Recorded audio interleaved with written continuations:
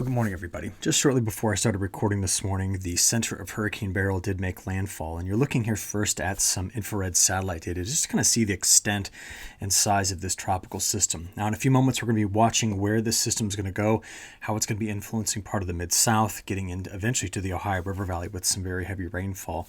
But before we get into that, I just wanted to show you what some of the different remote sensing views of this particular system have looked like. So it was interesting, just on Twitter this morning, several people I follow chase these things, and many of them tried to work their way right into the eye of the hurricane. We did have wind gusts that were well over 80 miles an hour here this morning, but the max sustained winds were 80 miles an hour just as I was recording this, according to the National Weather Service and the National Hurricane Center. But it's pretty potent. Storm surge along its north and east side here was pretty rough right into this area. Remember, Galveston Bay is one of the more vulnerable areas in the country to storm surge, and certainly has a history of having storm surge issues. So anytime we see a hurricane where the right-hand side of the hurricane, according to its forward motion, hits this part of like Galveston, we will be looking at substantial storm surge damage. We'll have to wait later today to see kind of what that looked like. But here's the plan for today while you're watching this just beautiful animation of Hurricane Beryl. We're going to talk about a multi-model analysis of its wind field and precipitation through the next 7 days. I'm then going to talk about maybe some of the potential impacts of this on ag, and specifically we're going to focus on maybe the movement of some fungal pressure. We'll just take a look at, I'm not an expert in that, but I can show you maps, so we'll do that. I'll then step back and talk about the heat that's in the west. We'll even look a little bit at the wildfires, and then we will go into a longer range discussion. I've got new long range information from the National Multimodal Ensemble, the European 7-month outlook, and at the very end of this, we'll even just dip a little bit into some international weather. So all that's ahead of you here on this Monday morning, and let's get into some bigger picture things. Now, yesterday, this is a satellite animation just as we got to sunset right in through here. There was Beryl, but I wanted to point out a couple of other things. Deeper convection in the southeast has been excellent, even though we've not had organized convection to see some deeper pockets of storms here. This is an area that I've been concerned about for a long time with respect to drought development. You then take a look around the midsection of the country, widespread, but some locally very large storm complexes in this particular area. Over the weekend, in fact, go back a couple of days ago to Saturday, huge storms ripped through parts of Nebraska, doing quite a bit of damage. I'll show you some of that in a moment. But what captured my attention at the very end of this is actually this wildfire smoke that's coming out of Saskatchewan here into, you can see Northern California. Take a look here in parts of Washington right there. And then, of course, the wildfires that are in parts of Utah. And I wanted to zoom in on those particularly because it was interesting to see that we had, the flow coming out of the north and west. So we're blowing that wildfire smoke toward Arizona. But these were some very large fires in this area. And I kind of gave you this view because, when you look at satellite data, with all the smoke that's getting mixed in here, I thought for a moment these were fires as well. But that was actually some deep storms that were erupting here in the Sierra Nevada mountains, just being enhanced by their lift as the flow goes over the mountains. From there, I wanted to take you up quickly to Canada just to look at where that wildfire smoke was yesterday. And again, there's that fire that's in northern parts of Washington.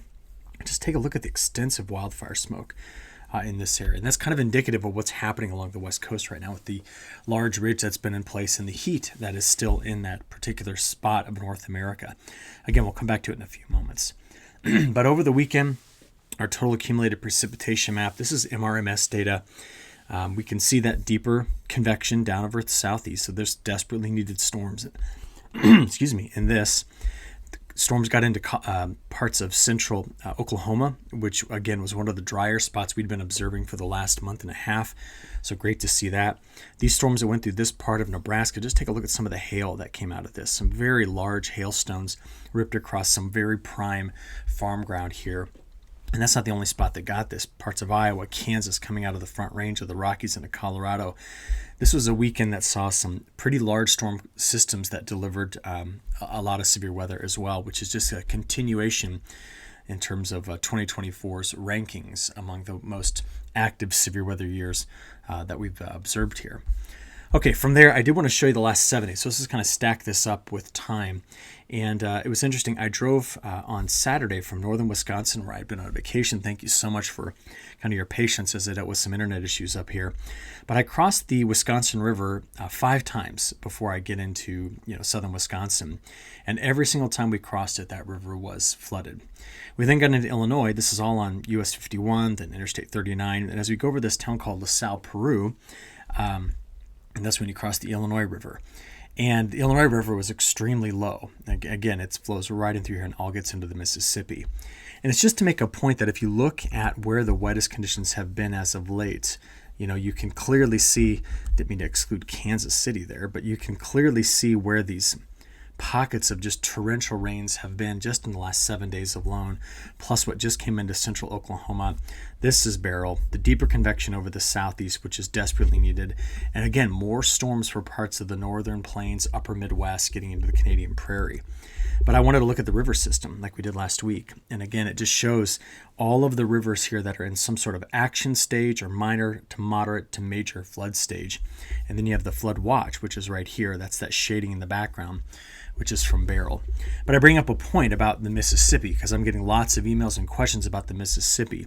And certainly right in through here, we are really, the river's very high. In fact, I'm going to go to St. Louis on Saturday for my mom's 71st birthday. I'm taking her to my whole family actually, to a St. Louis Cardinals game, Cardinal Cub game. And one of my favorite things is I get to go over the river. I'll get to see what it looks like down here in St. Louis. So that'll be a good point of reference for this.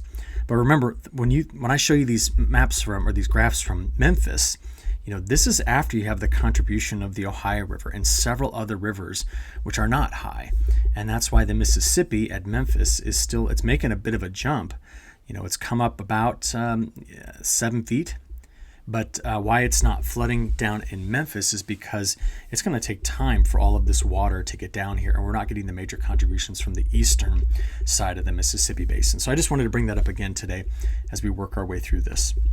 I want to walk you through several regions on my 30-day precipitation as a percent of normal maps. So here is the whole country. And this is just a good snapshot to get us started here. But if I walk you into the southeast, again, where that deeper storm, setup has been, has relieved some areas of drought. But just take note, big sections of Mississippi, Alabama, Georgia, Tennessee, getting up into the Carolinas, Virginia, West Virginia, eastern Kentucky versus western Kentucky, much in terms of a spread in precipitation amounts. And unfortunately, Beryl isn't going to be doing anything to this particular area. We're going to have to wait to see how they're going to add better precipitation here very soon. Let's go to the northwest. Let's just completely skip the midsection of the country and get here, where you've watched all those wildfires as the excessive heat has built in. It has been a much drier than normal beginning to summer for big sections of, for example, the Willamette Valley or the Columbia Basin, parts of the Snake River Valley. And then, of course, California. But you can see almost here where the monsoon has really been going. Its northern extent putting down some extremely heavy rainfall. And if you're curious as to why there's these odd shapes, this is basically due to a lack of either having a rain gauge in the nearby area or the radar coverage is very poor. So we get into some of the deepest parts of the Rocky Mountains and you cannot get good observation there. But take a look at the south central U.S. There you go. There's the monsoonal flow. But take note, where those storms came in over the weekend hit one of our driest areas. We need to get that moisture farther into this region, but we'll be asking, how are we going to pull in the moisture from Beryl to go right through this area, hitting some of these very, very dry regions, and eventually getting here. This is around where I am. My son was a bit disappointed when he got home. He wanted to go out and mow, but our grass grew very little while we were gone because of a lack of rainfall. And that's right in through this area. So there's a section here of our eastern corn belt that needs to get this moisture from Beryl. And many people were texting me yesterday saying, which model's right? What am I going to get? And the reality of it is that we've got flood watches out for this whole region, excessive heat all throughout the west, heat advisories across the southeast and up into parts of the mid-Atlantic heading into the northeast. And tucked in between is going to be Beryl, where there are tropical storm warnings that extend pretty far inland in and around Houston, a big area around Houston, just to kind of give you some geographical reference there. So there's moisture coming in with this system. We just need to assess how much. First of all, the tracks. So just using kind of the blend of models here, we can see from Tomer's website, again, one of my favorites. I need to recreate these graphics. These are so good. But just looking at where the models are taking the remnants of Beryl. And again, I just want to stress remnants of Beryl. This will mostly be a moisture issue. There will be some stronger wind in here, but not like tropical storm force winds extending, deep into, eastern Canada. We're just able to take the leftovers of this and move it into that region. We see pretty good agreement, though, on this, and it matches up with what the National Hurricane Center put out early this morning. In fact, let's get their newest update. Still okay. But again, tropical depression, maintaining that status through this whole region. So we're going to just have to observe what the models are suggesting this could look like and watch it on radar and satellite throughout the day. So our first model I want to examine is the high-res NAM from this morning. I think it was initialized relatively well. And as we play forward through the middle of today, heavy rains moving right over some of those extremely dry areas right here in parts of Oklahoma and Arkansas into southern Missouri. And then we see the moisture getting into, by the time we get to midday tomorrow, through Missouri, into Illinois, into Indiana, and Ohio. The heaviest of rainfall will likely be on the northwest side of the low center, which will be here. So we'll have to just see by Wednesday how much of this is coming through kind of my backyard right in through this area. And then the high-res NAM only runs out 60 hours, so it'll end at 1 p.m. on Wednesday Central Time. But that's when the rainfall is expected to get into parts of southern Michigan. Now, as I look at all of this and just watch it one more time, that's really kind of the main game in town, right? There's not a whole lot going on around this. There will be isolated storms, but given where the flow is, this is just the main show going forward. Let's take a quicker look at total accumulated precip. So let's just add it up with time from the high-res NAM. Again, we're going to look at 6 models today at this, the NAM being the first. And if we kind of zoom in, just take a quick look down here in the south. There we go. Just to point out here that we do have the potential for upwards of a foot of rain to come from this. And remember, this particular region has already received an entire year's worth of rainfall given how active spring was. So this is more flooding potential hitting this same spot. But you can just see these drier areas in through here picking up some desperately needed rains as things go forward. Now, I just want to show you again how dry those spots are. Looking at our latest 40 centimeter, that 16-inch soil moisture percentile, we're taking Beryl right in between some really wet regions and putting it on top of some very dry areas. I think it's just important to see that. Thankfully, what's left of Beryl doesn't get here. That would just be adding insult to injury across parts of the upper Midwest and this huge section of the Northwest Corn Belt. But just for some context there. Next, I'm going to show you the wind field. And I've overlaid some numbers on my graphics here just to kind of give you an idea of what the wind gusts could look like from Beryl. And again, if you kind of look at these colors, this is your 40 mile an hour range, 40 to 50 mile an hour range. And then you'll note that early this morning, we were getting winds that, of course, were over 80 miles an hour. But a lot of widespread 50 to 60 mile an hour wind gusts are going to be happening through this area. And we're expecting 40 to maybe 50 mile an hour wind gusts extending through this region. It'll be, brief. Not with respect to a thunderstorm brief, but this isn't going to last for days as it goes through. It moves very quickly through this section of the country. Next, let's go ahead and have a look at the north central U.S. There we go. We're kind of playing this through. And it's just important to note that we could, in this area, according to the high-res NAM, see some gusts in the 40, maybe approaching 50 mile an hour range as we work our way through Tuesday into Wednesday. So just a couple of different perspectives there. Next, let's walk through 5 other models looking at total accumulated precip.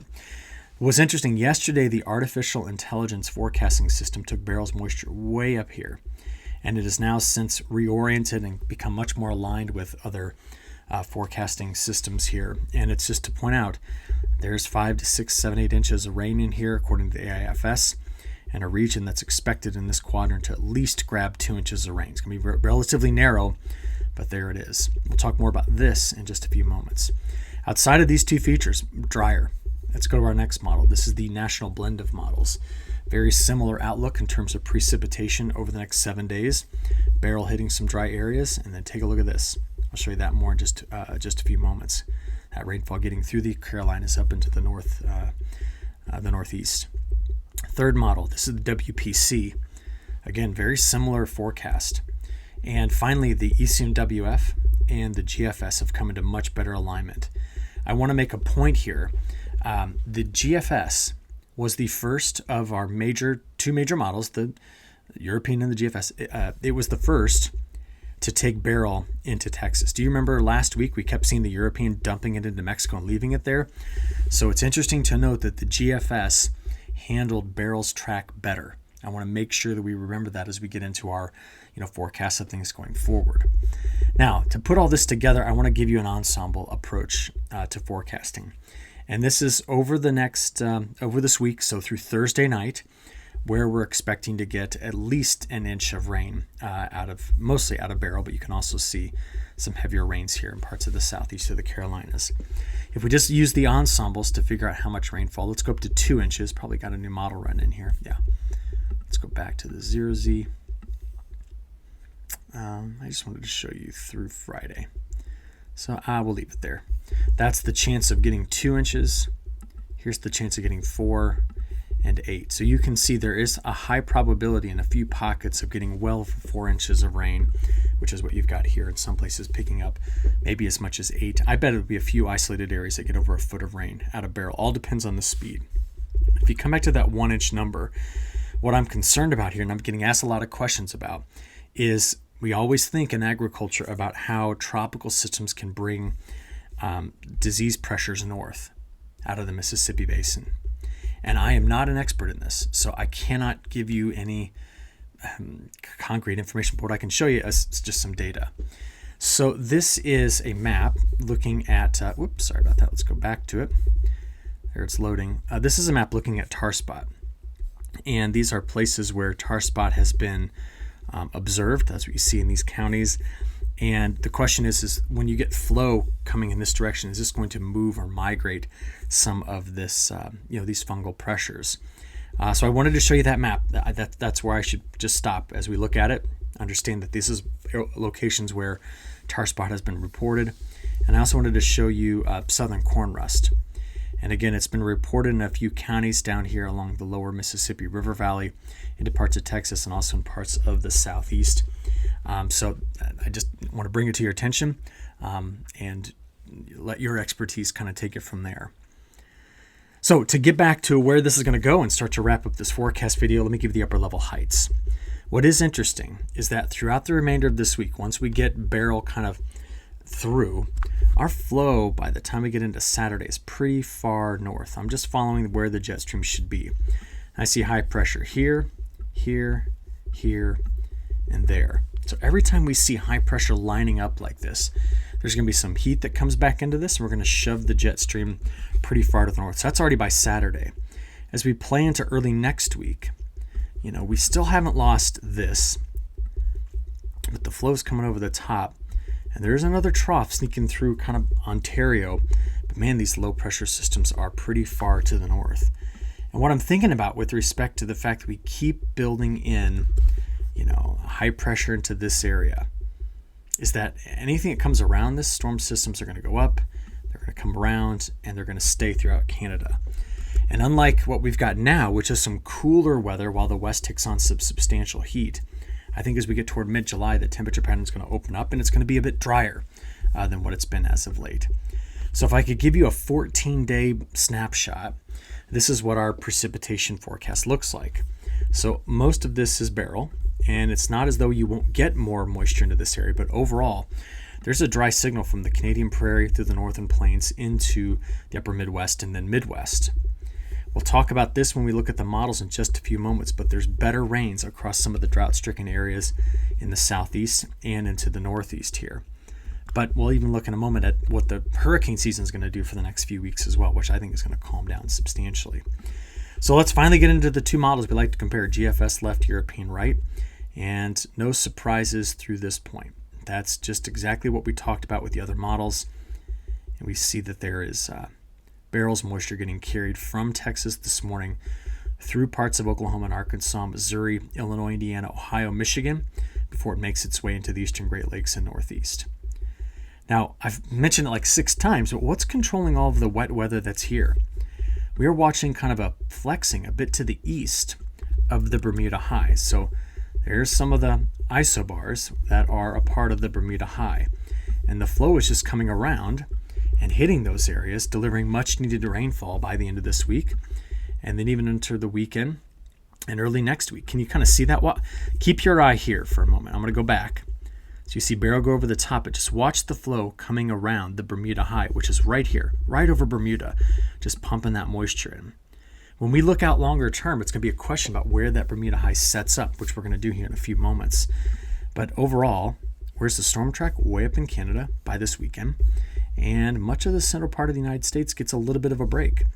We are watching next Tuesday, Wednesday for our frontal boundary to stretch out in this area again, possibly bringing in some more storms. So we've not shut it all down. But the point here is just to make that over the next 14 days, it's not an overly wet forecast for some areas that have been extremely wet for a while. Okay, from there, what about week 2? This is the newest update from yesterday. They're going to update this again today from the CPC.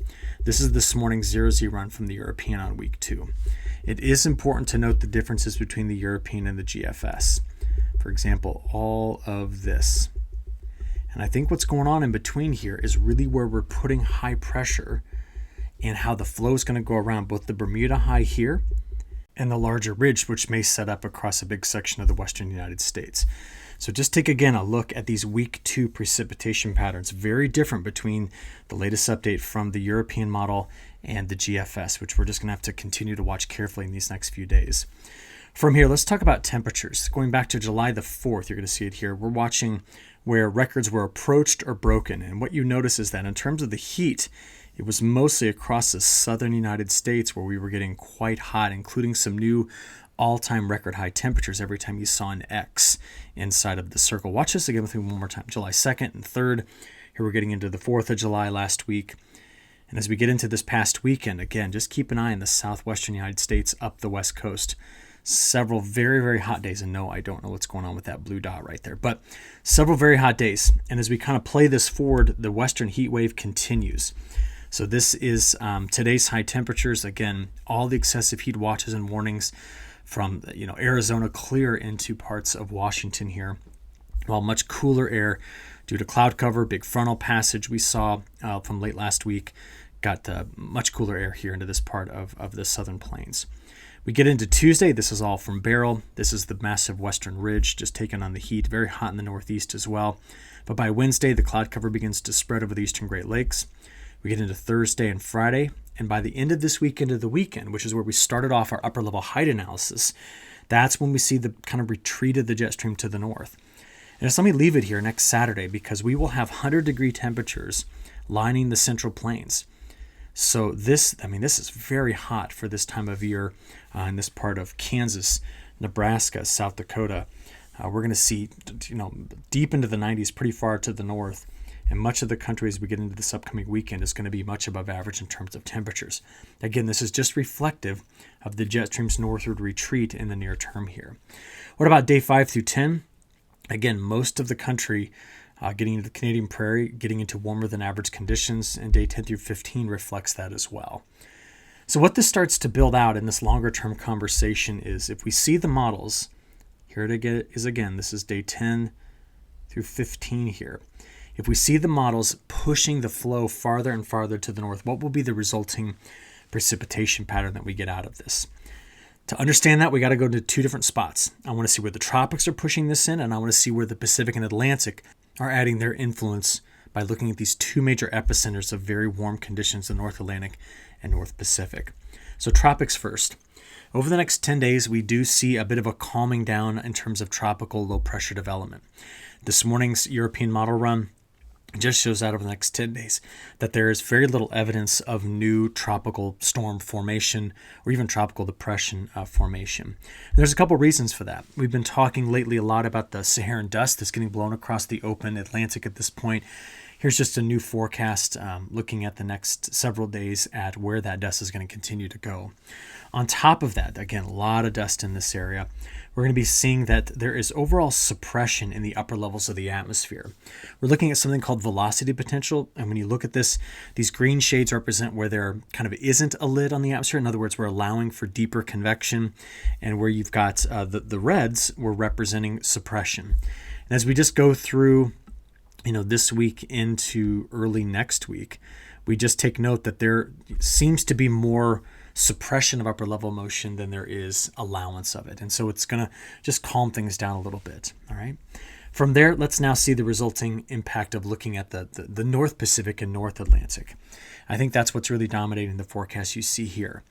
When you look at the week 3, week 4 outlook, I see a couple of things. You see an active southwest monsoon, and we see wetter than average conditions being forecast for the southeast up the East Coast. A lot of this is being influenced by the movement of a high pressure cell, the Bermuda high, back and forth here, while a large ridge builds into the west at times. So that just opens up flow to come into the southwest, delivering monsoonal moisture. It's not the perfect setup for the southwest monsoon, which would be a big ridge planted here, but it's okay. But take a look at this. Through the end of July, from the 20th to August 2nd, very little chance of being cooler than average according to the CPC's new week 3, week 4 outlook.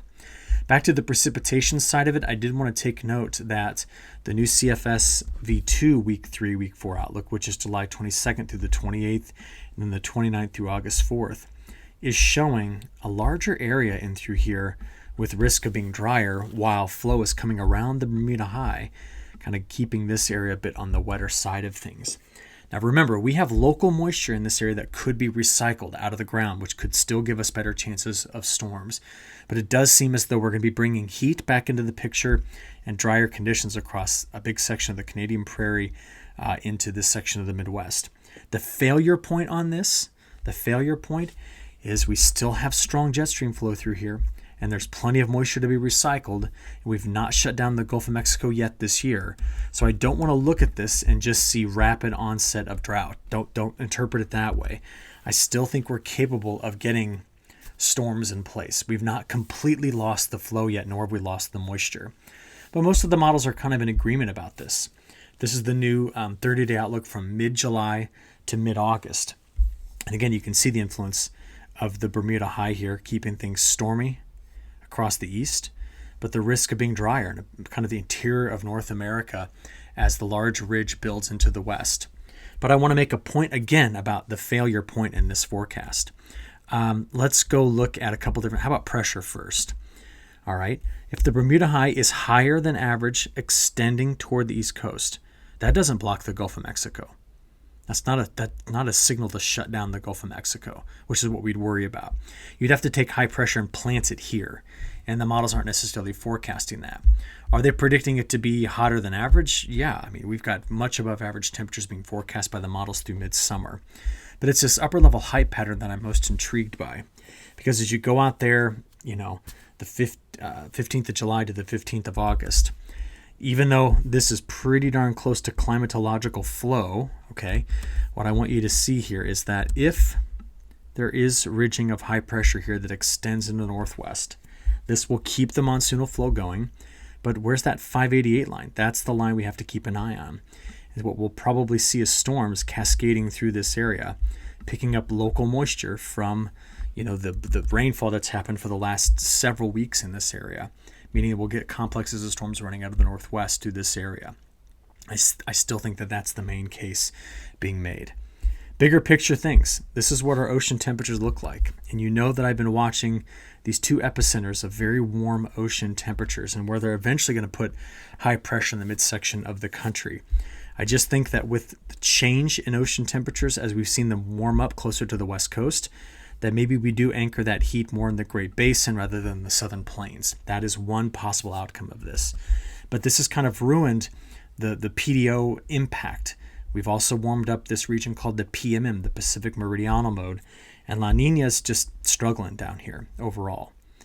We've got very warm oceans globally right now, including our main development region for hurricanes. Now, I mentioned La Niña. We did get some new updates on La Niña, and I'm going to start with an old forecast. Back in May, right here, the red lines signaled where the forecast was for La Niña to develop. See this? But the dotted line is what's actually occurred. So notice it has been very much an outlier to the forecast of what's happened in reality. We've stayed on the warmest of the ensembles.